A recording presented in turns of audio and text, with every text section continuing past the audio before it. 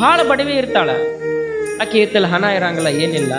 ಆದ್ರೂ ಕೂಡ ನಾವೊಂದು ಸಂತಾನ ಪಡಿಬೇಕನ್ನೋ ಆಸೆಯಿಂದ ಶರಣರ ಮಠಕ್ಕೆ ಬಂದು ಶರಣ ಬಸವರ ಹತ್ರ ಕೇಳ್ಕೊತಾಳ, ಯಪ್ಪ ನಾ ಭಾಳ ಬಡವಿ ಅದನಿ, ನಿನಗೆ 1000 ರೂಪಾಯಿ ಅಂತ ಕೊಡಾಕ್ ಆಗಂಗಲ್ಲ, ಮತ್ತು 1000 ರೂಪಾಯಿ ಕೊಡ್ಲಾರ ನನಗೆ ಸಂತಾನ ಭಾಗ್ಯ ಕೊಡು ಅಂದ್ರು.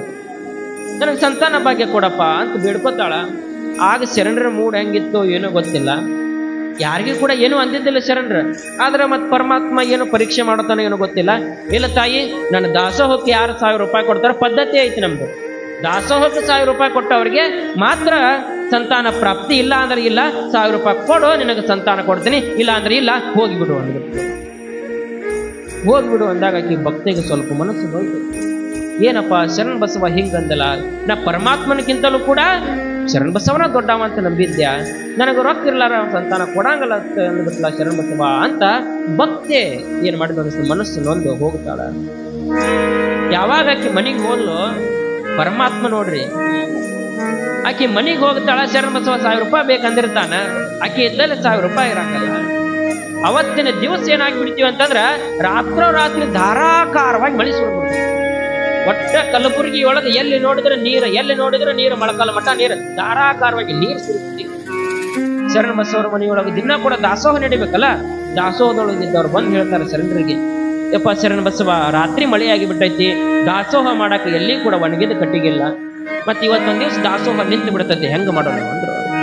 ಆಗ ಶರಣರಂತಾರ, ನೋಡ್ರಪ್ಪ ಊರು ಬಾಳ ದೊಡ್ಡದೈತಿ, ಯಾರ ಎಲ್ಲರ ಒಂದಿಷ್ಟು ಕುಳ್ಳದು ಹಚ್ಚಿರ್ತಾರ, ಮನಿಯೊಳಗ ಕುಳ್ಳಿರ್ತಾವ, ಹೋಗಿ ಕೇಳ್ರಿ, ಇಸ್ಕೊಂಬರ್ರಿ, ದಾಸೋಹಕ್ಕೆ ಬೇಕಾಗೈತಿ ಅಂತಂದ್ರೆ ಶರಣರು. ದಾಸೋಹ ಮಾಡೋರೆಲ್ಲರೂ ಹೋಗ್ತಾರ. ಎಲ್ಲ ಇಡೀ ಕಲಬುರಗಿ ತಿರುಗಿದ್ರು ಕೂಡ ಯಾರ ಮನ್ಯಾಗ ಕುಳ್ಳಿಲ್ಲ.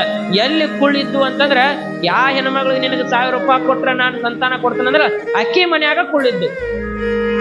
ಇವ್ರು ಅಲ್ಲೇ ಹೋದ್ರು, ಹೋಗಿ ನೋಡ್ತಾರ, ಆಕಿ ಮನ್ಯಾಗ 1000 ಕುಳ್ಳು ಒಟ್ಟಿದ್ಲಕ್ಕಿ.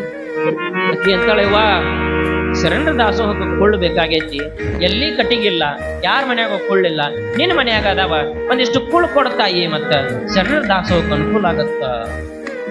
ಆಕಿ ಆಗಂತಾಳ, ಯಾರಿಗೆ ಕುಳ್ಳ ಅಂದ್ಲಕ್ಕಿ, ಶರಣರಿಗೆ ಬೇಕಾಗೈತಿ. ಯಾ ಶರಣ?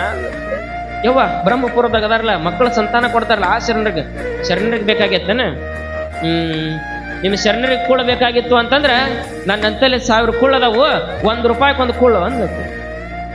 ರೂಪಾಯಿಗೊಂದು ಕುಳ್ಳು ನಿನ್ನ ಶರಣಗೆ ಬೇಕಂದ್ರೆ ತಗೋನು, ಬ್ಯಾಡ ಅಂದ್ರೆ ಬಿಡೋನು, ಹೋಗ ಅಂದ್ಬಿಟ್ಲಾಕಿನು. ಬಂದ್ರು ಅವ್ರು ಮತ್ತೆ ಬಂದು ಶರಣ ಬಸವಯ್ಯಪ್ಪ ಏನಾದ್ರು ಕುಳ್ಳು ಸಿಗ್ಲಿಲ್ಲ. ನಾನು ಇಲ್ರಪ್ಪ, ಒಂದು ಹೆಣ್ಮಗಳಂತಲ್ಲಿ ಕುಳ್ಳು ಅದಾವು, ಆದ್ರೆ ಆಕಿ ರೂಪಾಯಿಗೊಂದು ಕುಳ್ಳು ಹೇಳಾಕತ್ತಾಳ, ರೂಪಾಯಿ ಕೊಟ್ರ ಕುಳ್ಳು ಕೊಡ್ತೀನಿ, ಇಲ್ಲ ಅಂದ್ರೆ ಇಲ್ಲ ಅನ್ನಕತ್ತಾಳ ಅಂದ್ರೆ ಶರಣರಿಗೆ ಗೊತ್ತಾತ. ನಗತಾರ ಶರಣರು.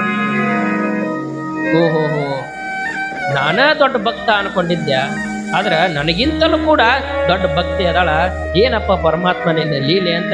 ಆಯ್ತು, ಯಾರು ಬೇಡ ಅಂತಾರ, ಹೋಗ್ರಿ ರೂಪಾಯಿಗೊಂದು ಕುಳ್ಳು ತಗೊಂಬರ್ರಿ, ಹೋಗ್ರಿ ಅಂತ 1000 ರೂಪಾಯಿ ಕೊಟ್ರಿ. ಹೋಗ್ತಾರ. ಹೋಗ್ಯವ ಶರಣರು ಮತ್ತೆ 1000 ರೂಪಾಯಿ ಕೊಟ್ಟಾರ, ತಗೋ 1000 ರೂಪಾಯಿ, 1000 ಕುಳ್ಳನ್ನ ತಗೊಂಡು 1000 ರೂಪಾಯಿ ಅವ್ರು ಕುಳ್ಳು ತಗೊಂಡು ಮುಂದೆ ಬರ್ತಾರ.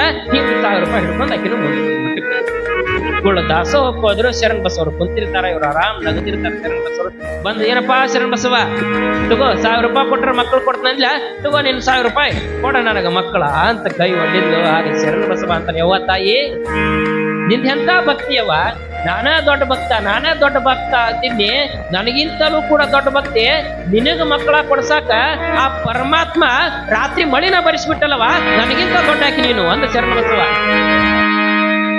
1000 ಕುಳ್ಳಿಗೆ ಫಲ ಸಂತಾನ, ಗಟ್ಟಿಯಾಗಿ ನೆನೆಯಿರವ್ವ ಅವ ಕೊಡತಾನ, ದಿನನಿತ್ಯ ಮಾಡಬೇಕು ಭಕ್ತಿಯ ಸಾಧನ, ದಿನನಿತ್ಯ ಮಾಡಬೇಕು ಭಕ್ತಿಯ ಸಾಧನ, ಮುತ್ತಿನಂತ ಮಕ್ಕಳಡೆದು ನಿಮ್ಮ ಜನ್ಮ ಪಾವನ.